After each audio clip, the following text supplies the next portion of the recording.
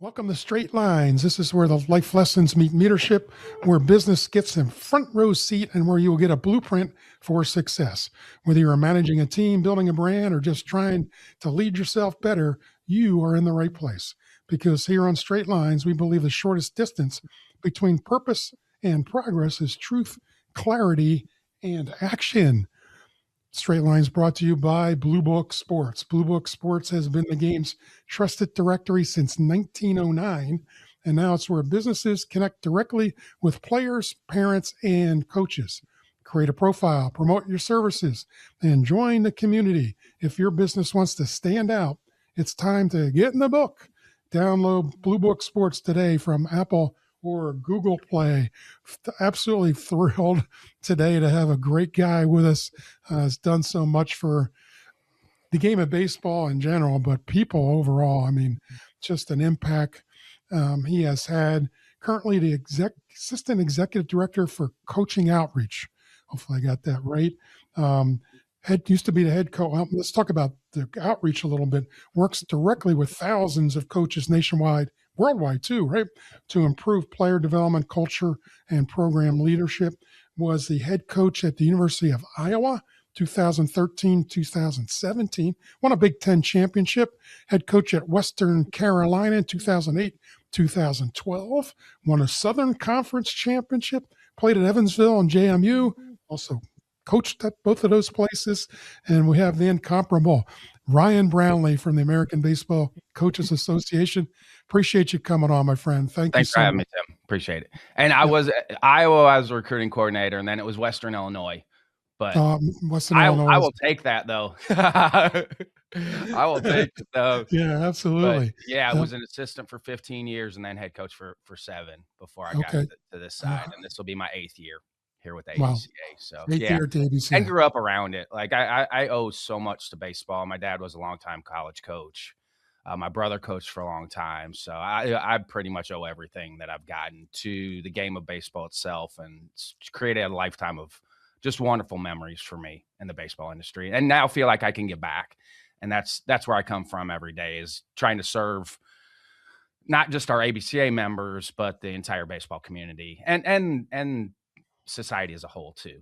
Like, it's not just baseball. And I think those of us that have been in the baseball industry know it's not just baseball. And this is why I'm glad you're doing this podcast, because it's not just about baseball. It's about trying to help society and the community as a whole. Yeah, it's amazing how people, they may not get it initially, from coaching, that. It's amazing how smart we are 10 years later. All the stuff kind of sunk in, and like, oh man, coach was pretty sharp. Stuff you learn. So you make an impact. It may not be immediate, but it does happen over time for sure.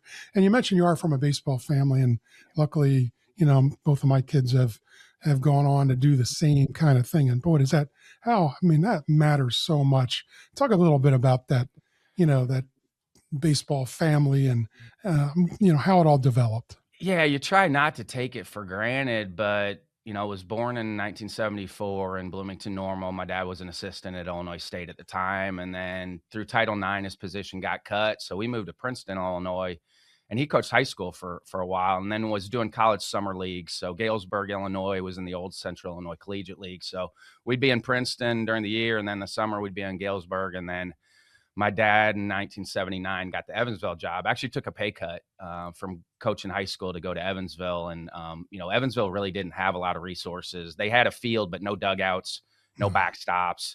My dad was working and doing ticket sales for the athletic department. He was teaching a class, but he was also officiating high school football, college basketball. And then as Evansville's program got better, then obviously they got more resources. And Jim Byers was my dad's athletic director for 23 years, which is a long time now. You don't see it anymore with athletic directors and coaches being together that long. But Coach Byers really changed the program at Evansville along with my dad. Played at Bosse Field. Bosse Field was one of the oldest stadiums in the United States. It's still there. The Evansville Otters play there. And then got a stadium built at Evansville. And I think that's probably my dad's legacy, is he built 2 stadiums. He built a stadium at Evansville and built a stadium in Illinois State. Really good fundraiser. Great people person. Was just with him a couple weeks ago. We were down in Kennesaw watching Evansville playing a tournament down there. He's 81 years old, but still in great shape. Probably he and my mom both are really good examples of staying active as you get older, and both still in really good shape, 81 and 76. They don't look like it. They don't act like it. But really good examples of longevity and just really good people, fortunate. And that was probably along the way too of being lucky of being around really good people at every stop along the way in my life journey. I still consider Evansville home, even though I haven't lived there. I've lived outside of Evansville longer, but I do get a chance to go back to Evansville, and I do consider Evansville still my home because I still have lifelong friends, people I've known since I was 5 years old. I still Yeah, talk to. that's So awesome. yeah, yep, That's, yep. that's awesome. So you've coached at many different levels, Ryan, successfully for sure. So, well, how the perspective? So, from you went from coaching a team or teams or whatever specific team to now serving thousands, basically thousands. What's the change in that? How do you feel about all that? And what is that perspective? Yeah, you just feel like you're impacting the game in a much broader sense now than just dealing with your own team or your own program. And because we are involved with big league coaches on down to moms and dads that are trying to coach for the first time, we do really feel like we're kind of the bridge to the entire baseball community because we are involved with everything. If you come to the convention or you go on the ABCA website and look at what we do, we serve the entire community. So we do feel like we're a bridge kind of to the entire community. And, I loved coaching. I did. I loved the day-to-day operations with the players, the boosters, the assistants, other coaches on campus, the other faculty members on campus. But now it's such a gratifying job. I do feel like this is a one-of-one job in the baseball industry because you are in tune with everything that's going on with the Yeah. baseball industry. Was there a moment that defined, like, you know what? You woke up one day, I want to coach, or is it like you and me? It's in the blood, and you just, oh, we're going to coach. I That's was what we're never going to gonna do. coach. I tell people this all Really? the How about time. that? I had 2 classes left to finish at Evansville, in the fall, and my dad didn't really have a lot of money to pay assistants, so my dad asked me to coach, and I was not gonna coach. I was gonna go be a professor. My undergrad was in psych. I was taking the GRE. Wanted to go get my master's and maybe get into psychiatry and do brain development stuff. But then within the first 2 weeks of coaching at Evansville, I was like, "Oh, this is my calling." And that kind of followed me over the course of my career of making sacrifices. My first paid job, I basically was a bartender more than I was a volunteer coach at Evansville to put money, put food on the table. Luckily, the guy that I worked for at the bar, I never missed a game. I never missed practice. Those are long weekends, though, because when we were at home, the bar that I worked at was open till 3 o'clock in the morning. And we were playing on campus then. So we didn't have lights at Evansville. So I literally would shut the bar down, go try to get some sleep at like 4 o'clock in the morning, show up at the field the next day. I did that Thursday nights, Friday nights, Saturday nights. I worked at the bar on Sundays. So after we got done playing on Sunday, I would go back, work at the bar, and then pretty much would sleep all night, all day on Mondays. I didn't really see the light of day on Mondays. But then when I got to JMU, it was a $9,000 job. I think those of us that have been in this and lived it, like you take the jobs that are available. So school had actually started already. Went out, interviewed at JMU. Luckily, Spanky McFarland was the head coach at JMU at the time, but had been at Northern Illinois, started the baseball program at Northern Illinois. So we had played Northern Illinois my senior year. I think I had like 14 hits and 17 at bats off Northern Illinois. I know that's why I got the job because I played well against Northern Illinois. That helps. And then had such a great experience at JMU. Spanky was our head coach, but also our pitching coach, one of the sharpest pitching minds I had ever been around. And then Chuck Bartlett was our recruiting coordinator, who actually hit in between Will Clark and Rafael Palmeiro at Mississippi State, but had coached at Kentucky, had coached at South Florida, had been through the wars. He's a scout now for the Yankees, but he was really good on the offensive side of it and also the recruiting side of it. So I felt like I had 2 really good mentors. If you grow up around it and you're with the same program and you just don't know that there's other ways to do things. So that was really good for me to go to JMU because you see a different side of how to do things. But they were both way ahead of their time. Like in the early 2000s, Spanky was having guys throwing in nets with the radar gun box so guys knew their velo inside. He was a really big Mazzoni guy, so it was how do you throw strikes with movement, with command, but we also developed really good arms, and then Chuck was really good offensively. We were doing overload, underload training in the early 2000s inside, like way before anybody was doing overload and underload training. And then learned a lot. Coached summer ball there, coached in the Cape a couple years, coached in Illinois. And then there's that crossroads of, okay, you get married. My son was born in Virginia. Can you still do this for $9,000? And then luckily the job at Iowa came open. And I had a previous relationship with Coach Dom, who was the head coach at Iowa, who then left Creighton to go to Iowa, and then had 9 great years in Iowa City as the recruiting coordinator, and then got the job at Western Illinois. I think I think people can stay as an assistant, but I think you get 15, 16 years in, I do feel like you start thinking about maybe taking over your own program. But I was ready at that point. I think everybody feels like they're ready for jobs earlier than what you are ready for. But 15 years in, I was ready to go to Western Illinois. And, I try to tell people that too. You take the jobs that are available. JMU had lost the most amount of games in school history before I got there. So I got that assistant job because probably not many people wanted it. Iowa, same thing. They'd lost the most amount of games in school history before we showed up. And same thing. I don't think anybody really wanted that job. And then Western Illinois, same thing too.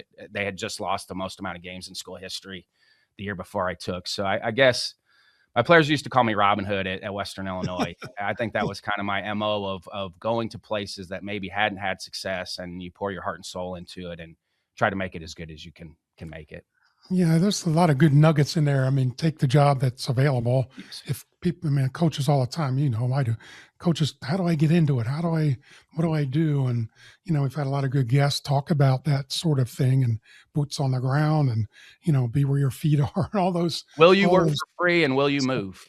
Yeah. That dictates a lot. That dictates a lot of family things stop the coaching journey where people end up. But will you work for free in the beginning, and will you move? Like if you can check those 2 things off, you got at least got a chance to get your foot in the door somewhere. You've got about a 10-year window, I think, once, to kind of get into a situation where, okay, I'm making this work, making ends meet. I mean, it's not easy, and you tip your cap to all those guys, and the guys that hang in there, I think a doc for one, end up doing okay. And it's a great vocation. Obviously, it's awesome stuff.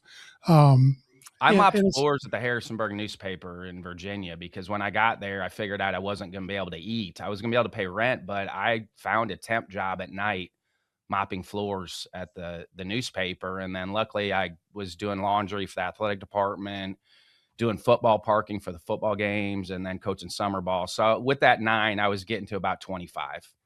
The other thing, Ryan, I think that you said, and it's always good to go, not always good, but most of the time it's good to go somewhere where it's broke, and you mentioned a couple programs, or new, which can be even a little tougher.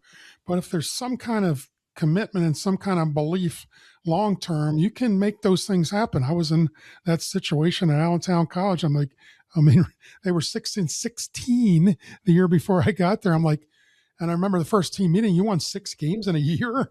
I said, we're going to do that in a week. All right. So, but you got to get them to believe it a little bit. And the talent was, but we did win 19 that year. It was kind of cool, but it was really broken. Who knows where it was going to go, but it became a great opportunity. I was part-time making $2,000 as a head coach at the time in college and working sporting goods.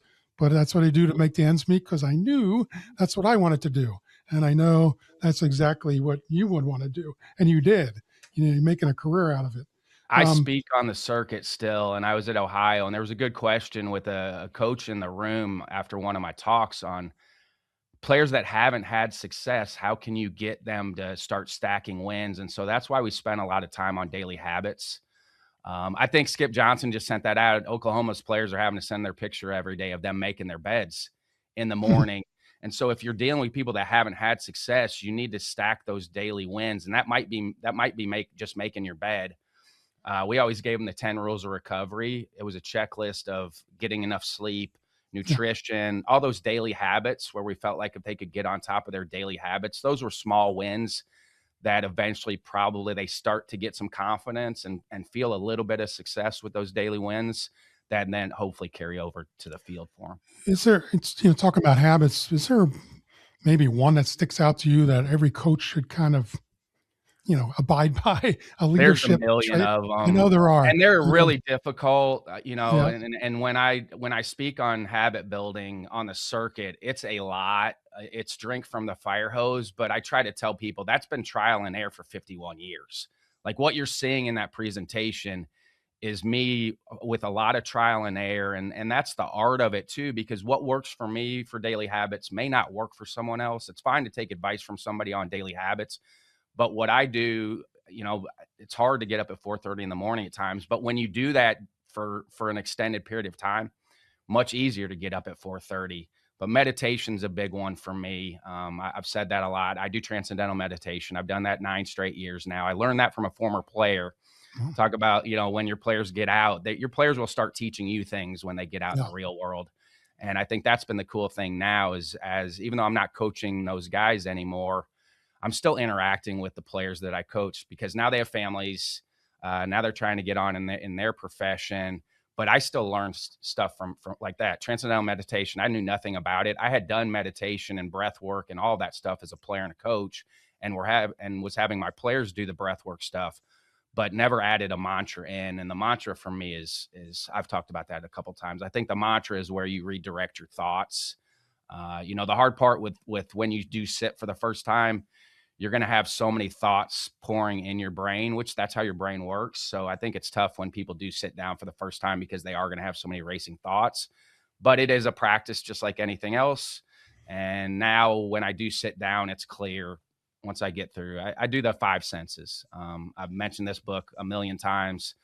Stress Less, Accomplish More by Emily Fletcher is a great place to start if you're trying to dive into some sort of meditation. She calls it meditation for high achievers.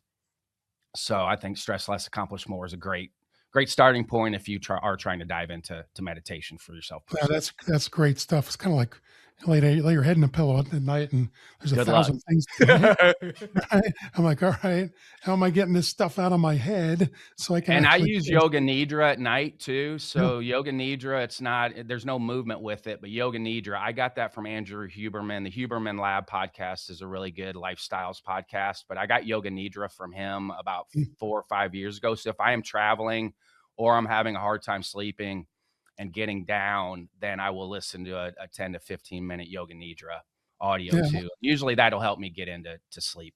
I'm in that vintage age bucket, and I've been doing chair yoga, and you know Yeah. what?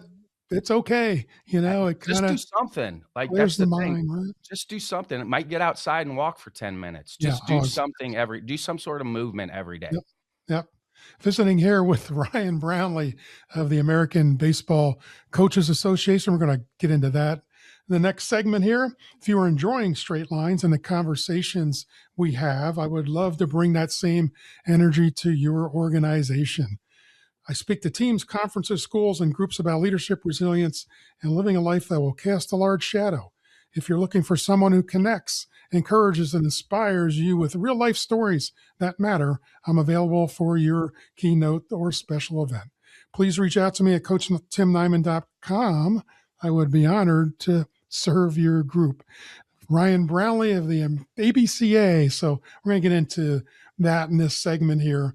For those listening that don't know what the American Baseball Coaches Association is, or ABCA in short, what can you tell them? How can you entice them to join? We've been around since 1945, so we've stood on a lot of shoulders to get to this point in 2026. But we feel like we're the best return on investment for any coach out there because it's $75. We're one of the cheapest, and then the convention's $90, which is also one of the cheapest. But we are now the largest. We've overtaken soccer, baseball, basketball, football. We are the largest coaching organization in the world now. And that's been a long time coming with that. I think the biggest difference now is we have resources for everyone. I don't care if you're a pro coach on down to mom and dad that's doing it for the first time. We have resources that are readily available for everyone. And now we are starting to tailor a little bit more to the youth side. We've ran a youth summit the last 4 years. That's not part of the convention. We filmed a bunch of content here in Austin in November that we're going to roll out, and that will be for anyone. You won't have to pay for that content. That won't be behind a paywall. So we do feel like that's going to be kind of our next thing. It's going to be a gift to the youth community of how to actually do it. If you're somebody that's trying to figure out how to, we call them facilitators. I don't like the term coach. I think that scares moms and dads off from trying to coach a team because they think they need to know a lot. You're really just facilitating a great experience for the youth kids. And you can do that easily through practice and game engagement. There's small things. And even if you don't know anything about the game of baseball, you could still run a really good practice. You can keep it hopping. You could keep it moving. I did film on our ABCA YouTube channel. There's 19 free videos, and it's basically a youth practice plan. So if you go to our YouTube channel, you can pull up the youth content that you could run a practice every day just off that, what's in there. It's got a little bit of everything in there. Yep. I did it with a 12-year-old team, and I didn't edit mistakes either. Like, social media drives me nuts now because everybody edits it. So you see everybody's best bolt. I left it when they missed the ball. I left it in there because they're human. Yeah, that's the other thing as a youth coach is you expect a 5, 6, 7-year-old to look like a big leaguer. They're not going to look like big leaguers, nor should they. They're going to make mistakes, but that's part of the learning process too. Is we have to, I think, as a society overall, and I have a 23 and a 20-year-old, they don't think they're supposed to make mistakes. And I think social media has a lot to do with that. Absolutely. But that's part of the learning process is making mistakes. And they've done research. The kids that actually learn to walk the fastest are the ones that fall down the most. How about that? So the ones that make the most amount of mistakes walking learn how to walk quicker. Yeah. I mean, baseball's built on failure. You know that. I know that. A 3 for 10, you're going to make a lot of money. Do very well. 3 for 10, you've messed up 7 cars or 7 teeth or 7 misdiagnoses. Probably not going to be doing what you're doing so long. And that's a problem. Give them a good experience, make them better people on and off the field. And if they come back and sign up next year, you've done a pretty good job. I mean, that's really good for a youth coach. And, get by all the delusion. And we're going to dump into that a little bit next segment as well. But, it just, make them better. Have fun with them. It's okay. My kids play ball, for you as a coach too.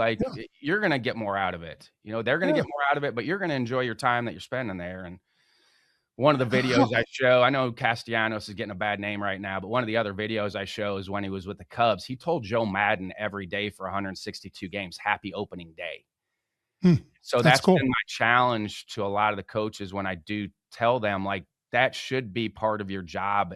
Everybody's pumped on opening day. Your excitement level's there. Then you start playing. Game gets in the way. We're not playing well. But I really do challenge coaches to make, whether it's a training environment or a game environment, try to create that happy opening day environment every day when they show up. That's great. That's outstanding. I like that a lot. If I'd have known that, I might not have retired. Happy opening. Well, it's re-engagement. That's awesome. It's called hedonic adaptation. So another really good podcast is Lori Santos, the Happiness Lab. But she had a free online course. It's still there. I was flying. There's a guy who trains the military. We were just talking because he had a book that I had read. And so we were talking about the book. But then I asked him if he had taken this class. It's called The Science of Well-Being. And it's on coursera.org. She's a professor at Yale. Her class sells out. She has waiting list for her class every year, that Science of Well-Being class. But it really teaches you how to re-engage. So with hedonic adaptation, your brain, we've survived this long because your brain gets used to something, looks for the next thing. So your brain, the lizard brain is constantly looking for that next thing. So you might have the nicest car in the world. In 2 weeks, you're going to get tired of it. Same thing with your house, same thing with a relationship. So that class does a really good job of teaching you how to re-engage when your brain gets used to something. So, and I think that's a life thing too. How do we re-engage every day when we get tired of something? How many current members in the ABCA? We will be close to 16,000 here within a couple weeks. Wow. Yeah. It's, and the other thing with the member benefits, because I've had people that aren't coaches actually sign up because of the liability insurance, the $1 million liability insurance, and then the hotel and the rental car breaks. Like just that in itself, you're going to get your $75 back just with those things. Even if you never use the video library or any of the other resources, even if you just use the hotel and car breaks and the liability insurance, that's enough for your $75. Yeah, it's a steal, and as a lifelong member, we start getting that card, like, okay, I'm getting a little bit up there, long in the tooth. But I've attended many conventions over the years, early on, especially. Not as many as I'd like to lately. Was planning on coming this year to Columbus, and It was one of things our got best ones ever. things going right. It really That's was. a pretty neat One of our place best. to be. We want to talk some more convention too. Has there been an impact, one maybe story or something that kind of, shines the light on the impact the ABCA has on people, coaches? Is there something, somebody evolved from, or like, wow, that was really worthwhile? Let's talk about the convention, how good it was. But there's something maybe you even did, like, you know what, this is why I'm doing what I'm doing. Yeah, I get it with the podcast sometimes, when I'll have impactful, and I really feel like all of our guests have been impactful, but, like, Danielle Martin was on with me, in January. She died on the operating table twice a couple years ago from a chiropractor incident. Hmm. But she was a jujitsu athlete. She's a world champion jujitsu, and she got people to reach out to her, like thanking her for that episode and just saying how much the ABCA podcast had helped them stay in coaching. Because as I alluded to, I think you have those crossroads early in your coaching career. Like, can I afford to stay in it? Or, maybe I'm not getting the type of jobs that I feel like I should be getting. So I think as you're always going to have those crossroads early on in your coaching career, I was like, can I actually stay in this and keep doing it? And so when I do get responses back, even this week, I recorded a coaches' wives panel, which we had never done. So it was 5 successful coaches' wives. My mom was on there with me. That's cool. I've had multiple coaches reach out to me already, like thanking me, because there's no blueprint to survive a relationship in the coaching industry. There's no handbook like, hey, if you're going to be in the coaching industry, you're going to be married and have a family. Like, here's your blueprint.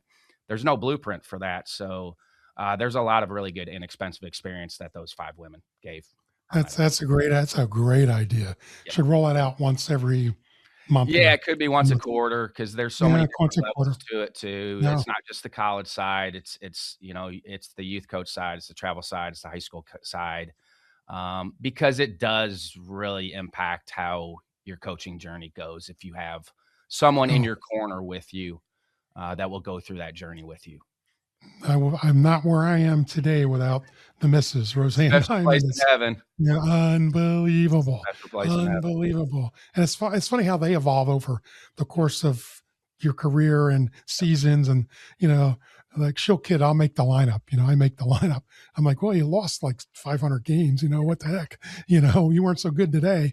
But she'll know if things didn't go quite well, and you came home not to, kind of stir the pot, Well, a they see little all bit. the other things too, the behind the scenes things, like you might have a kid missing class or kid that's ineligible, Oh, or like they feel it's not just what oh, people see on the field.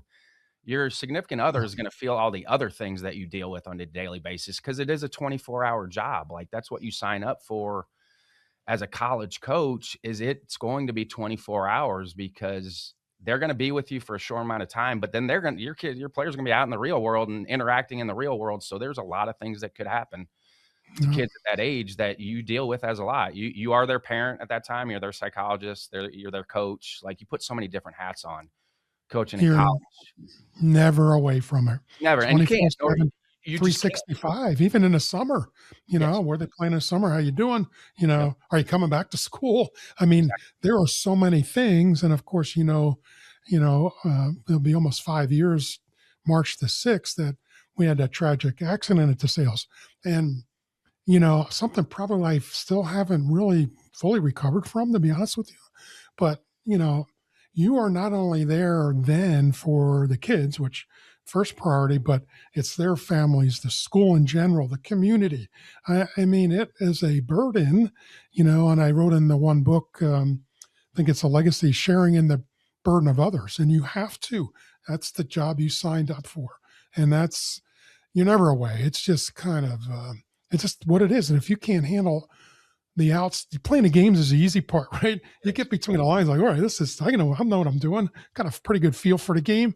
I like what our team's doing. That's good. But how about outside the lines? When, can you trust them when, you're not around them?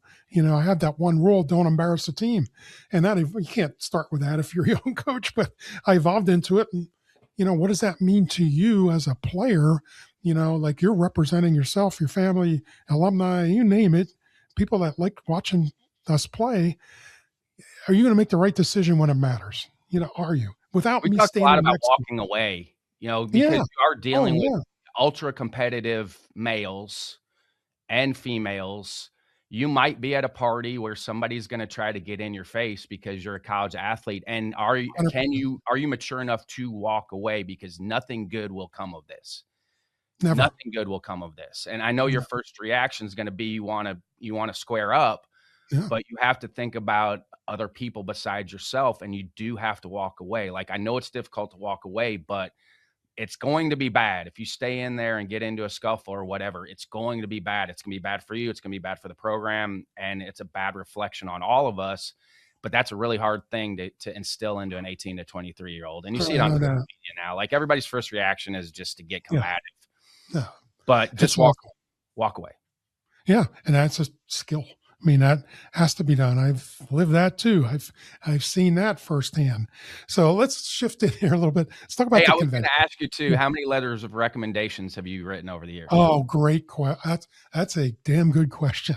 Um, I don't know, 100. I don't know, maybe more. I mean, I kind But of, that's the thing that people don't yeah, realize, and yeah, you try to tell your players that too, like, if you handle your time here in this program right, I am gonna be more than happy to write you a letter of recommendation when you get out of here. But yeah. if you don't, if you're a bad teammate, if you don't handle your time here well, then it's gonna be really hard for me to try to write a letter of recommendation for Yeah, you later. you can't put your own reputation behind Yeah, somebody that may fail yeah. or is not a good person. It's the old adage, after all evaluation is done, what kind of a person are you? What kind of a person? That goes so far in anything you do. Um, yeah, a lot of them, a lot. I always said in the recruiting process, look, I'm an off to use reference, an off to use reference, and I enjoy it. And I can get that stack of 100 applicants. I can get yours to the top. I Yes. can get it there. After that, it's up to you. So, I mean, I think they realize it as they go into their own lives and do all their stuff, but become their own families and husbands and You better become much people. smarter as a coach when they get out. I think, and as a parent too, like, as your kids get older, you become much smarter as a parent too. You do. As your players get older, you become much smarter. Yeah, you do. Let's talk about that convention. You said Columbus was outstanding. Again, I've been there many times over 35, 6 years or whatever the heck it was.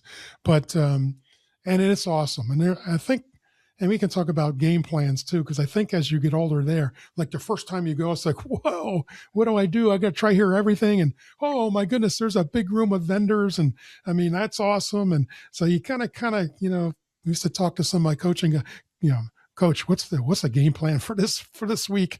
And I think you sort of have to have one, but you've got to go. And why should coaches go? What's the meaning? And I know the answers as you do too, but just for our Well, listeners, even just like tell me about it. Maggie Corbin was on the coaches' wives panel. It's Tim Corbin's wife, but Yep.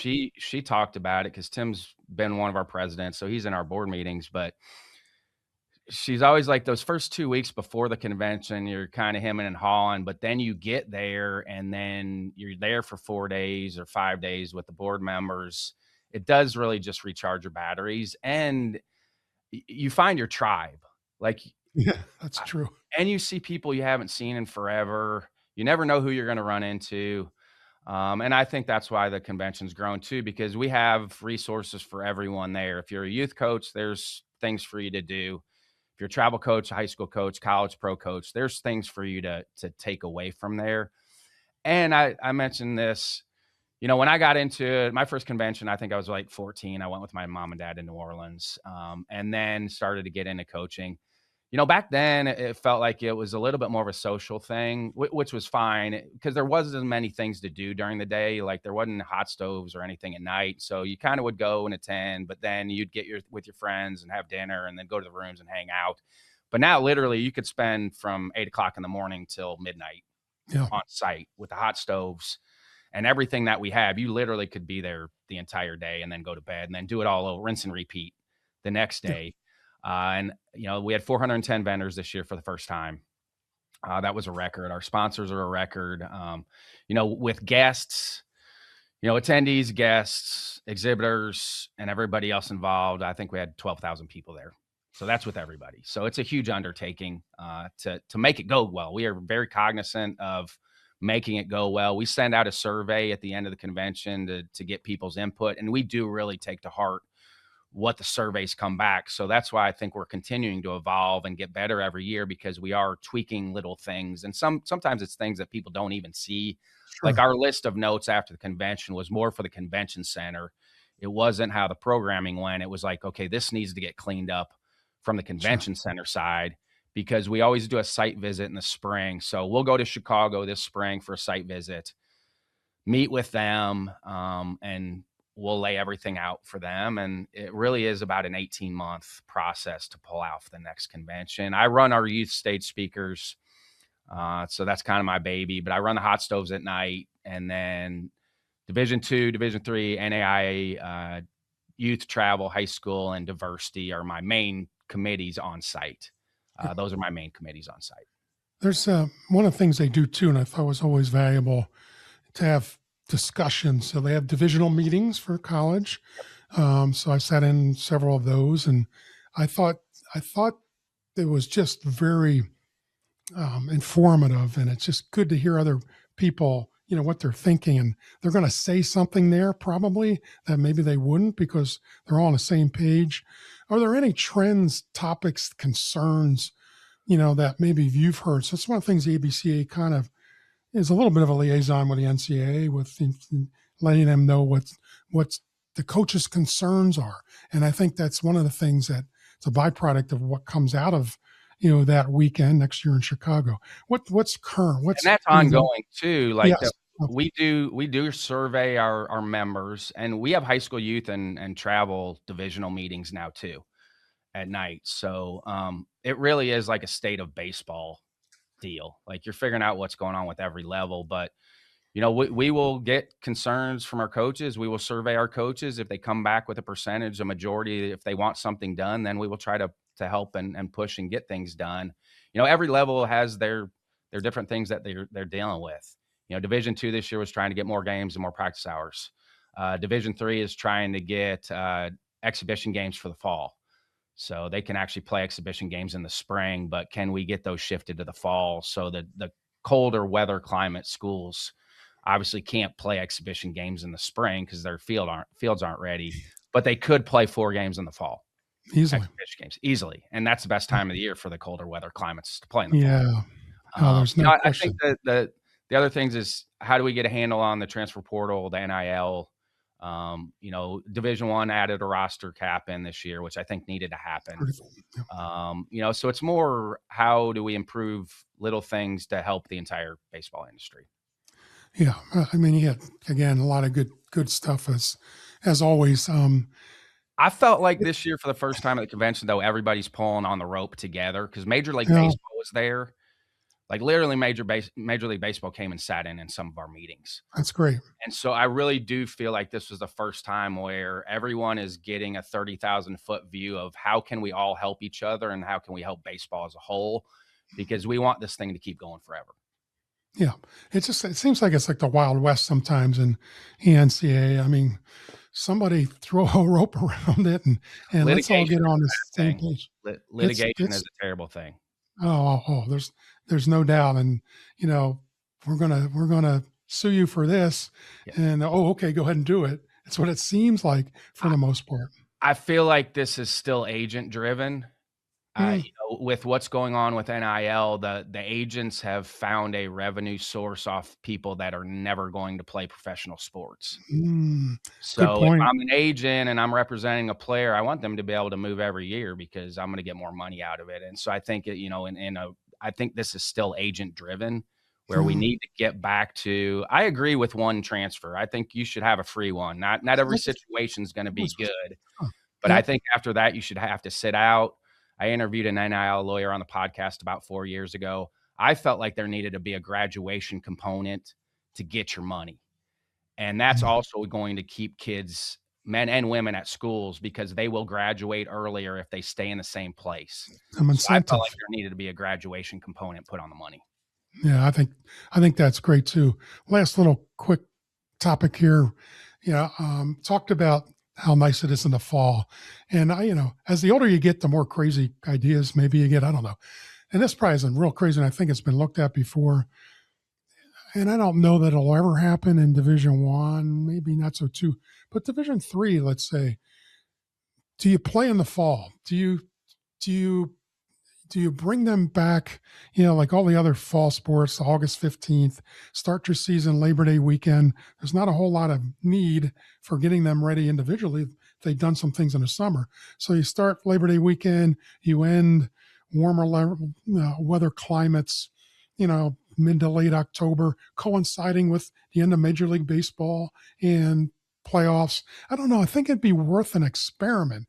I guess the problem, though, I see is that you're going to have multiple rosters, those kids. So how do you That's govern where that? they should certify everybody to start the year. Yeah, yeah. But I hey, mean, NAI they can. This is cool. This is something that people don't know. NAI can play 15 in the fall. That counts towards their spring schedule. And yeah, we're I don't like the talking about it with split. Division Two now too. Yeah, I don't like the split season. I I think you well, could have somebody. golf and tennis do it. That's the thing. Like Yeah, there's precedence with other not a sports team thing though. split Like, where can't you see and guys transferring from, I played these 15 in the fall and I'm yeah, going to go play these other 30, in the spring where somebody else. I don't know. You really have to get your arms around. I'm just saying, I'm let's viewing it make more as spring a non-traditional. cost saving standpoint for the Oh, northern huge, schools because huge. now if you could play 15 in the fall, you're not going to travel as much in the fall. And then that takes away, you could start later in the spring. You wouldn't have to go to Florida the first week or the first weekend and pay $30,000 to take your team down to Florida to play because you Yeah, basically it's start your season expensive. later. And so you could play more home games. Yeah, there's no doubt. I think they wouldn't go for it because, you're going to have to pay for kids post the semester, post Yeah, finals. but you save that money on the front end then. Oh, Like, big time. you may spend that money on the back end, but that's the same budgeted money that you would save not traveling early in the year, Correct. and it gives your arms longer time to get ready too. Like, That's it's an correct. arm health issue. You don't have to start as early. Your pitchers are gonna get more of an on-ramp.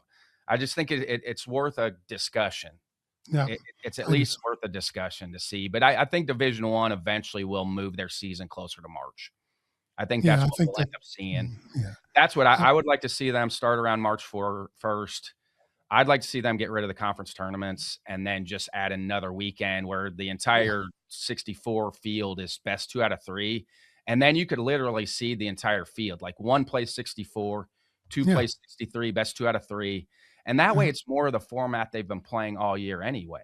yeah, Usually yeah, they're playing a weekend series the entire year. I just think there's a lot of benefits, and you get more hosts. If I'm the NCAA, I would want that format because we're not paying as many teams to travel. yeah. You would have more hosts. You get 32 host sites now. I Hmm. think you would get athletic directors that maybe don't know much about baseball, that your team's hosting a regional for the first time, actually get to see what college baseball is. Because if you look at the attendance numbers right now for Division I baseball, they are through the roof. Crazy, They're through the roof. crazy. It's awesome. Yep. It's awesome, and I hope it continues. Visiting here with the great Ryan Brownlee, who's built quite his own legacy and continues to do so. I think we've added to it just here in this last segment. Um, when the game is over, what will people remember about you? My book, What is Your Legacy, challenges leaders, athletes, and everyday people to think beyond the scoreboard. It's about purpose, impact, and the mark you leave on others. If you are ready to define your legacy and live with intention, this book will guide the way. Get your copy of What is Your Legacy today and start shaping the story only you can tell. It's on Amazon, CoachTimNeiman.com. Also, you can get my other book, Team Killers. Pretty good. Tell me something I should be looking out for rather than what to do. How about what not to do? So I threw that together in a book. It's pretty good. We're back here with Ryan Brownlee having an awesome time. We could be here every day for a month at least Was talking it about one difficult to topic. write those? Was it hard for you to Said write those? Was it hard for you to get your thoughts on paper to write those books? I had help. I had help. I have all this. Somebody told me I had a writer and a guy to help me writing and putting some thoughts together in Boston. And he says, Coach, you have a warehouse full of stories. Yes. Warehouse. Thought that was good. And he goes, my job is just to try to get them out of you. And so if you ask me questions and prompt me, usually comes out. I think trying to get it organized is can be difficult, but I've had people really help me get it going. And purpose is just to have it, and it's a supplement to whatever else you do. Third one will come out. I'm shooting for October 1st. It's called Cast a Large Shadow. So it'll be another leadership type book with stories and examples and real life lessons, basically. So I've kind of got that together. My first year coaching at Western Illinois, my family stayed in Iowa City because we couldn't afford two places. So I actually slept on a pull-out couch. I get my first Division I head coaching job. I slept on a pull-out couch for 9 months, but I kept a diary of that whole year. And then one of my former players actually turned it into a screenplay. It's called The Year I Slept in My Office. I took a diary because I was like, I'm going to get this out because this is intriguing that I'm actually running a program and sleeping in the office. And so there's some You'd be surprised how easy it is. I had an English professor tell me once, how much can you say about one little thing? So, your belly button. Can you put a paragraph I'm like, well, that's interesting. Can I? I don't know. I mean, the BS meter is going to go off somewhere, but that was interesting. And it's amazing all those experiences that you have, that how will benefit others. That's really the bottom line, is to be able to share those things. And like somebody walks out and like, ooh, that was pretty good. Give me something I can use. Be inspiring. When I speak, I want to inspire, not motivate. If I motivate you, you might be can't wait for this things to be over. But if I inspire you, you walk away like, hey, that was pretty good. I'm set up for the rest of the day and maybe a few days beyond. So let's get into the youth part of it. The state of youth baseball overall in your mind and what you're seeing in the ABCA.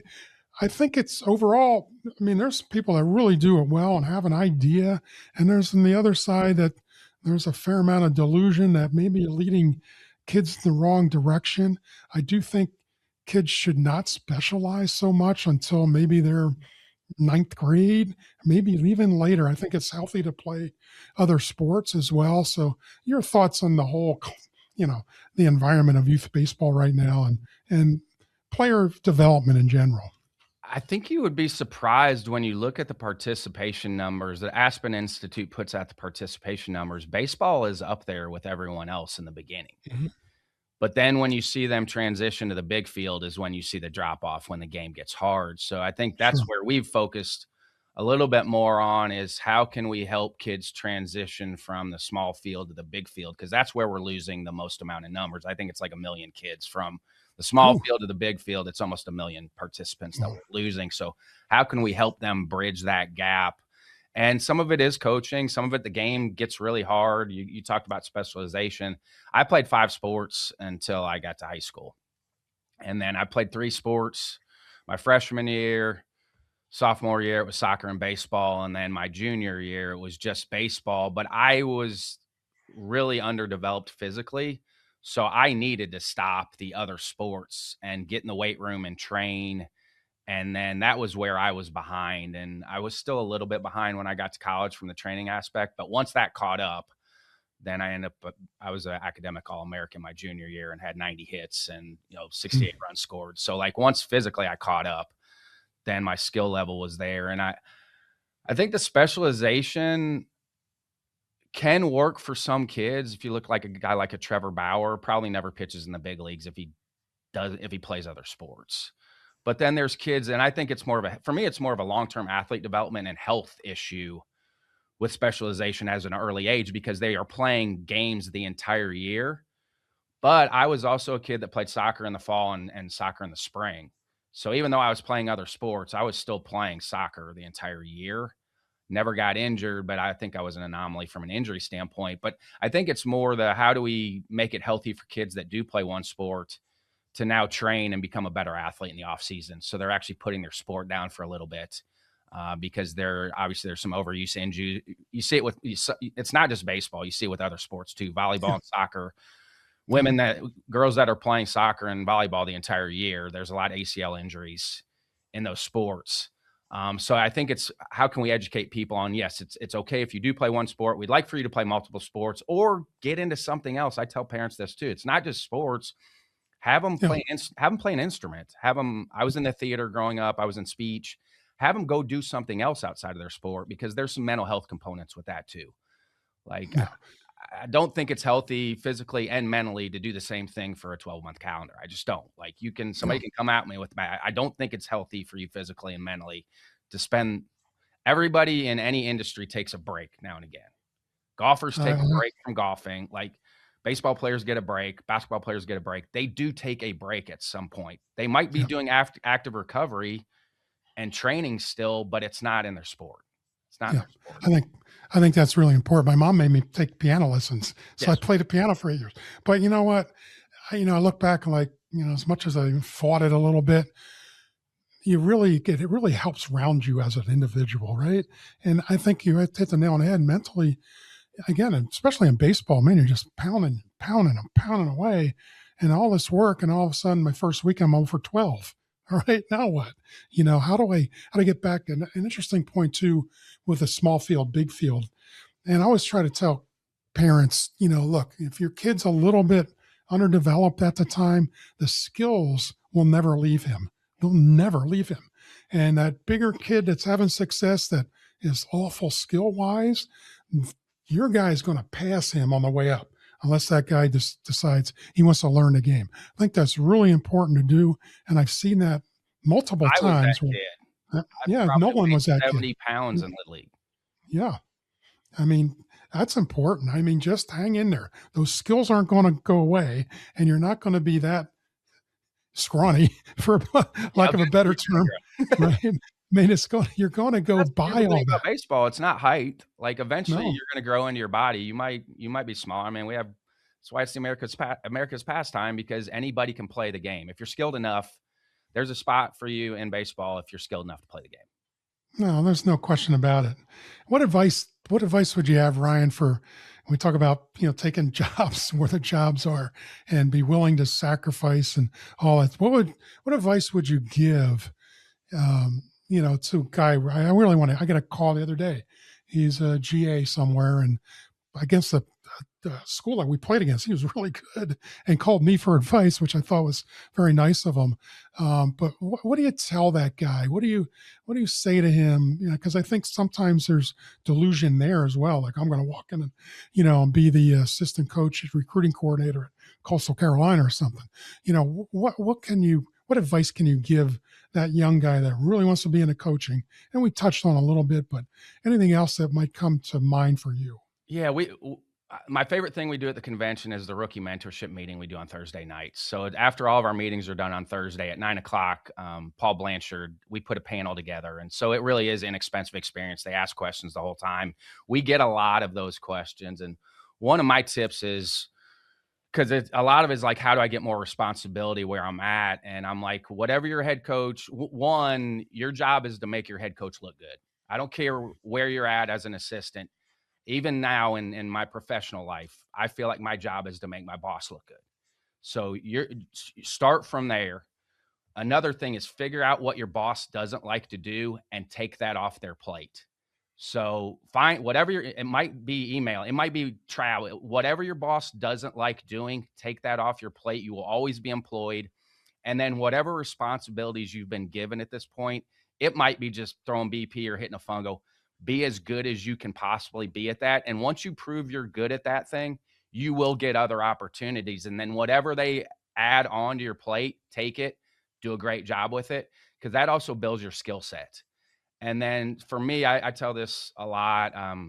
Again, early on, you feel like you deserve jobs, which you don't. But I had a phone interview with Kansas State when I was at JMU, and it was for a recruiting coordinator's position. And I had not been a recruiting coordinator. one of the first questions they asked me was go through the entire 12-month recruiting calendar, and I couldn't Yeah. get through it. I hadn't even Yeah. thought about what a Yeah. 12-month recruiting calendar looks like. It went so bad. I thought again, I got off the phone call. I knew I didn't deserve that job. Luckily, they didn't give me that job, because if they give me that job, I get fired. I go to Kansas State as a recruiting coordinator. I'm not equipped to handle that job. I get fired. So for my master's, for my advanced coaching class, I put an entire recruiting manual together. So I thought, okay, if this is what a recruiting coordinator does, Tim Corbin was recruiting coordinator at Clemson at the time. I called him. So any good recruiting coordinator that I knew, I reached out to ask them the pros and the cons, and then to help me. So they sent me a lot of resources. Back then we were sending letters to recruits, mailing letters. So Writing cards, when I got off the postcards. flight at Iowa, I had that recruiting manual with me. And that was the reason I got the job at Iowa, because Yeah. You always, I had put myself in, what does this person look like?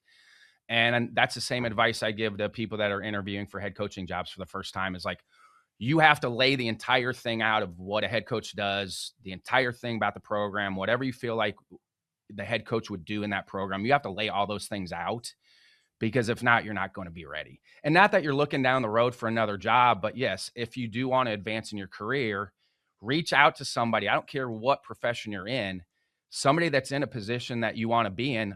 Pick up the phone and call them and ask them what they like, what they don't like, because you're going to get some inexpensive experience. Because I think a lot of what happens is you think that you want that job, and then you get into that job and you figure out it's not what you want, because you didn't do any of the legwork on the front end of the pros and cons. Because there's going to be pros and cons to every job out there. There's going to be things that you like about every job, and there's going to be things that you don't like about every job. So you have to make sure those cons, if the pros have to outweigh the cons on taking a job. Like, yeah. yes, we have to take jobs that are given to us, but it still boils down to the pros and cons, because there's going to be pros and cons about any job that you take. I'll add one last thing to that before the last question is, if you can recruit, you're probably going to have a job. And I'll never forget, and I've told this story before, Mark Marcus was the head coach of the USA team in 1988. So they did those town tours. It was really cool all across the country. And they came to Quakertown, where I grew up and was coaching American Legion. So I had a chance to be the liaison with the USA team and the Atlanta Collegiate Baseball All-Stars, So wherever the USA team went, I went. So Mark told me one day, and I was just getting involved, become the pitching coach at Kutztown University. And he said to me, Timmy, if you have a chance, and God rest his soul, just passed away. We just lost Mark. Legend. He said, Timmy, if you have a chance to be a good coach or a good recruiter, you damn well better be a good recruiter. It doesn't matter what you know. He said, it doesn't hurt, if you get some good players, but if you don't have good players, it doesn't matter. And I never forgot that. Quotes is he's never seen a jackass win the Kentucky Derby. That's right. True. That's right. You have to. I mean, win with thoroughbreds, like you do. Yeah, I know. Thoroughbreds. Last question, Ryan, and I appreciate you very much. I ask everybody, the name of the show, Straight Lines. And we all know the path to success is not a straight line. It's all kinds of twists and turns and squiggles. But for you, does it have any meaning to you? What does straight lines mean to Ryan Brownlee? Yeah, and I pulled up the graphic too, the success graphic. So the one's the straight line, and then the other one's a squiggly line to get to that point, which is good. And that's the first thing I thought of when I heard straight lines, was that, which is what it should be. For me, I am a little bit of a hippie when it comes to life journey stuff. I think there's so much gray area. Yes, your life path is going this, but there is so many different things upon that. And we talked about daily habits. I do feel like daily habits, if you can build in daily habits, it will help pull you back onto that path and that straight line. And I think as humans, we are going to veer off that path sometimes. It's just part of being a human being and making mistakes and learning from those mistakes. But I think you have to have those daily habits built in to be able to pull you back when you need to. And so that's sleep, nutrition, movement, hydration. Like, if you can have some of those habits built in every day, I think it makes things much better for you physically and also mentally. We're dealing with a lot of mental health issues as a society right now. And I think a lot of it's because people don't have really good daily habits built in. But again, it's about making mistakes. Social media has not helped with that, because everybody's going to see your mistakes, but that's part of the life path too, of being okay with your mistakes, because you're going to learn quicker the more mistakes you make, and be willing to try new things. Yeah. I think we're so guarded as a society right now that you see it a lot in professions where people don't wanna admit they don't know. Like, and I think you have to be willing at some point to say, "Hey, I don't know, but I will find the information for you." And it's okay to say, "I don't know." I think it shows vulnerability. I think as a society, we're really hard to show vulnerability right now, and everybody likes to think that they know exactly what's going on, but everybody has struggles. Everybody Yeah. has struggles in their daily life. You just don't see it. You're never gonna see it. Everybody Yeah. struggles a little bit, but just understand, like, we're all humans and we all struggle a little bit, and that person that you look up to, they have bad days too. You may not never see them, but they have bad days also, but I do really feel like if you can get on those daily habits, it will help Keep you your stay lines on that straight on that Yeah, s I I think it's great. It's funny, all the guests I've had and great guests, they've all have a different perspective, but they all make sense. And maybe that's another book, right? We put all these things. Here's the straight lines book, and here you go. Well, again, Great, great what stuff. works for one person may not work for Exactly. you. It's okay to Exactly. look at that person and get advice from that person, but what works for that person may not work for you, and that's the art of being a human being, Yeah. is really finding what works for you because not everyone's the same. We all came out different. We came out of the womb different, and Yep. that's the beauty of being a human being, but that's why you also have to try new things too, like try something in your life. It's okay to pivot and say, "Hey, that didn't work for me, but at least I tried something new." I think you build that habit too, that you're willing to try something new, even if you don't know what it is, because you don't know. I think the whole find your passion thing. I hate that narrative now, especially for the younger generation, because they think they're Mm. gonna like fall out of bed Well, and find their passion, but delusional. you Right. Yeah. have to. There's so much trial and error to finding what your passion is that you have Yeah. to try new things. You have to. Yes. One of the favorite things I've always said is the good Lord puts eyes in front of our head to see where we're going and not dwell, but learn from Yeah, where we've rumination's been. a tough one for people. Right. Looking Right. back, looking in the past, and that's where you have to have some grace for yourself. If you do make a Yeah. mistake, have some grace, forgive yourself, Yep. and then get back to it and move on. Yep. Thank you for joining me on Straight Lines, where leadership lessons meet the game of life. If you enjoyed today's show, share it with your friends and colleagues. Subscribe and connect with me on social media for more insights. And if you want to dive deeper, check out the two books, What is Your Legacy and Team Killers. Please visit CoachTimNeiman.com and check out the YouTube channel at the Neiman Legacy Network. Until next time, lead with clarity, play with purpose, and try to keep those lines straight. Ryan Brownlee, man, it was a real pleasure. We could go on and on and on. And I think we're going to do it again sometime and narrow some stuff down. But thank you so much, my friend. Thanks for the invite, Tim. Appreciate it.